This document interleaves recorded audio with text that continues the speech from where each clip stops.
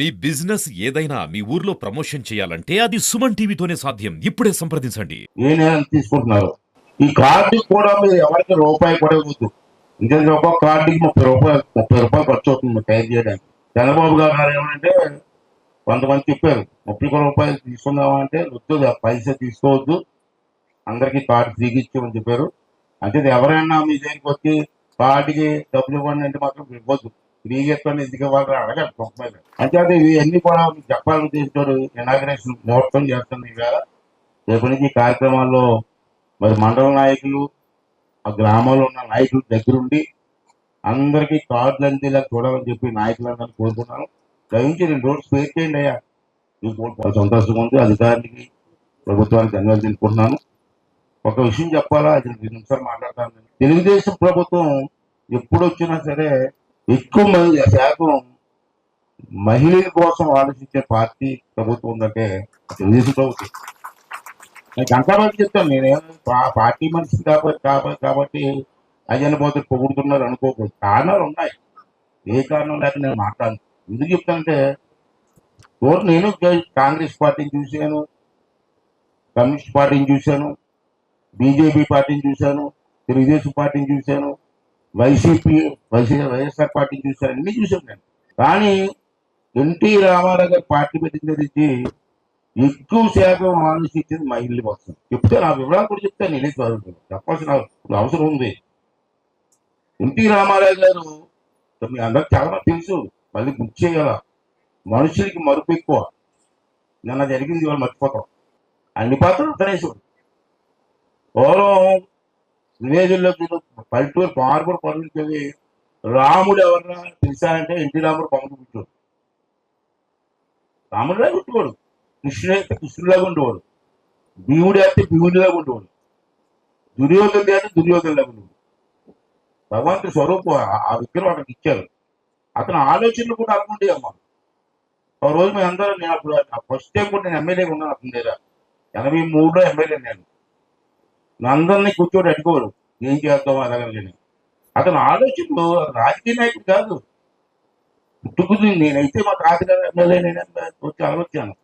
రాజకీయ నాయకుడు కాదు, సినిమాలో నటించిన నటుడు.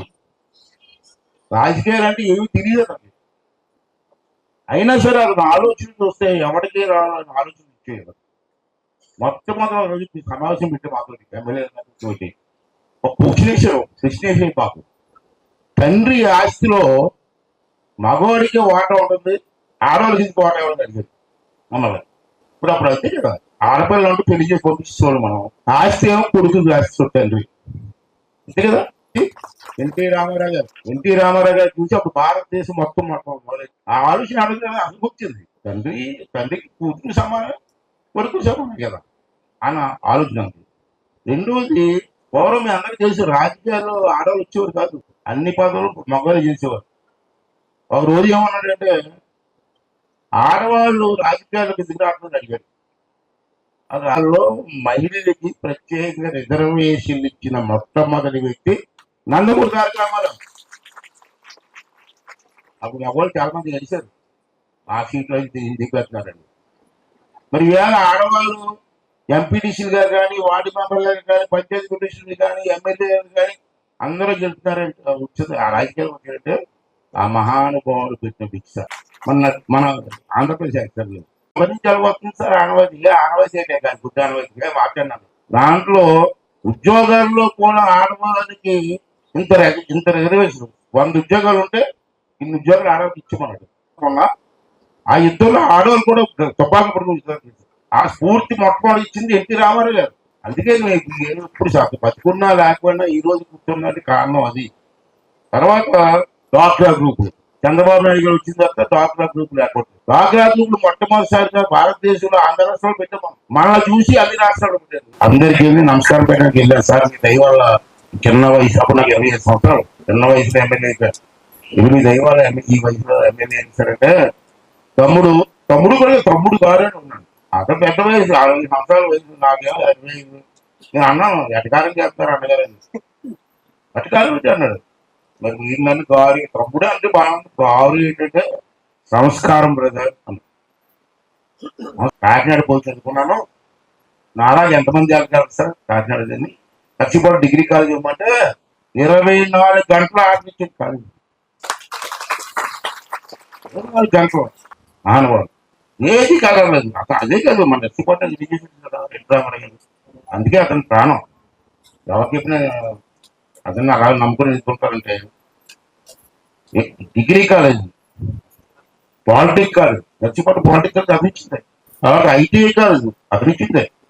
ఇప్పుడు పొద్దుపెళ్తే రెసిడెన్షియల్ స్కూల్ పక్కనే గురుకుల పాఠశాల అది కూడా అభిచ్చిందే. ఇప్పుడు ఆ స్కూల్లో చదువుకున్న వాళ్ళు, ఈ స్కూల్ ఇక్కడ స్కూల్లో చదువుకున్న వాళ్ళు విశాఖపట్నంలో 30 మంది డాక్టర్లు ఉన్నారు ఇక్కడ చదువుకున్నారు. వాళ్ళకి భవిష్యత్తు ఇచ్చింది ఇట్లా కదా. అలాగే ఇప్పుడు నర్సీపట్నం హాస్పిటల్ పెద్ద హాస్పిటల్. ఇల్లు అడిగా చిన్న హాస్పిటల్ చిన్న పెంకిల్లో ఎన్నిసార్లు పెద్ద హాస్పిటల్ అంటే ఒకేసారి 100 పడకల ఆసుపత్రి ఇచ్చినట్టు మహానుభావుడు శ్రీరామారావు. అందుకే ఎంత మంది చెప్పినా హాస్పిటల్ పేరు ఎన్టీ రామారావు హాస్పిటల్. చాలా మంది అన్నారు అలా పెట్టకూడదు, ఎందుకు పెట్టకూడదు, హాస్పిటల్ ఇచ్చిన అతని పేరు పెట్టడానికి చెప్పి ఎన్టీ రామారావు ప్రభుత్వ ఆసుపత్రి పెట్టారు. ఇవన్నీ కూడా అతను ఇచ్చినే. నర్సింగ్ కాలేజ్, నర్సింగ్ పక్కన నడుస్తున్నారు అది కూడా అతను ఇచ్చినాయి.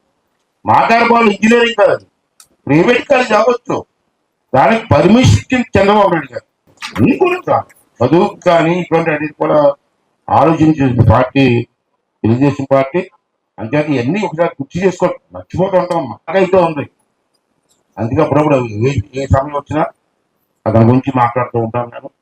అంతేత మహానుభావుడు కళలు ఇవన్నీ నెరవేరే దాన్ని మీ తరం కొత్తగా వచ్చి తరం ఈ మధ్య పుట్టిన వాళ్ళు కానీ పెద్ద కుర్రవాళ్ళు కానీ కూడా దీన్ని అనుసరించి ముందుకెళ్ళవలసినటువంటి అవసరం ఉందని చెప్పి మనం చేస్తూ, మరి మన గ్రామాభివృద్ధిలో ప్రజలు కూడా భాగస్వాములు అయ్యి అభివృద్ధిలో భాగస్వాములు అవ్వాల్సిన అవసరం కూడా ఉంది. ఇదే కాదు, ఏ కార్యక్రమం వచ్చినా చూశారు. బస్ ఫ్రీ అన్నారు చంద్రబాబు నాయుడు. మొదట ఏమన్నారంటే జిల్లా వరకే పరిమితం అన్నారు. మళ్ళీ అతనికి ఎవరి సలహా ఇచ్చారో రాష్ట్రం మొత్తం ఇచ్చారు. ఓకే, మన ఎలక్షన్లోకి ఇప్పటికే ఇచ్చారు. అది మన నష్టమా లాభం అని పక్కన పెట్టండి. ఇవి కూడా ప్రభుత్వ కార్యక్రమాల్లో భాగస్వాములు అవ్వాలని చెప్పి మీ అందరినీ కోరడం కోసమే ప్రత్యేకంగా ఈరోజు రావడం జరిగిందని చెప్పి ఈ సమయంలో మనం చేస్తూ, మరి మీ అందరినీ మాట్లాడే అవకాశం కల్పించినటువంటి ఆఫీసులకి, నాయకులకి, పెద్దలందరికీ కూడా ధన్యవాదాలు చేసుకుంటూ మీదే సెలవు తీసుకుంటాం.